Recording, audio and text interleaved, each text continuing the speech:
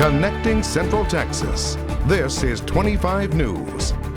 According to reports, more than 80% of Texans are in an area that has a mental health professional shortage. Tonight, reporter Nick Bradshaw walks along with families from both Uvalde and Santa Fe as they speak with lawmakers about the mental health crisis here in Texas.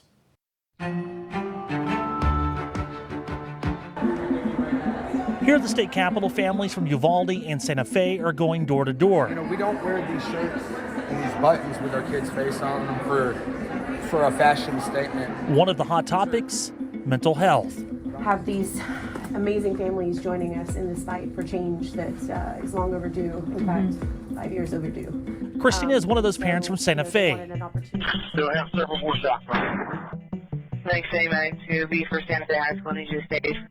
School shooting, have an active shooter, several people down. Following breaking news near Houston, police are responding to reports of an active shooter. In 2018, a shooter went into the school with a 12-gauge shotgun and killed 10 people. It's been happening everywhere. I've always kind of felt like eventually it was going to happen here too. A responsible gun owner is not going to be mad because they have to go back to a background check. No. We've all done it.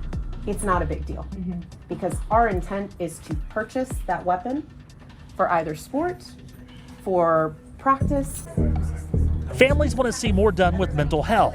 We do have a mental health crisis, but no one's trying to solve it. So we are doing what we can to really push for more mental health resources, bring them in, especially to our rural areas. Right now, basic mental health care is difficult to find in the state of Texas. Because unfortunately, the trauma that these kids have gone through is not the only trauma.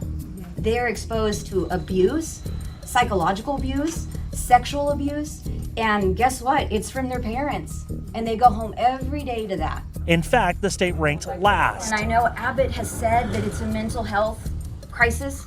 He says this, but there's nothing introduced. Holding on to any type of hope they can find. Governor Greg Abbott says he wants more funding when it comes to mental health in schools. And we also need to provide more healthcare professionals in our schools. We cannot let another school year go by without making our schools safer. So this is what I'm doing. I'm here to ensure that we are making the necessary changes and the necessary preventions to be put in place so no other family has to join my friends from Santa Fe and these families here in Uvalde. I mean, we've been here every week trying to get different bills. Begging for a difference.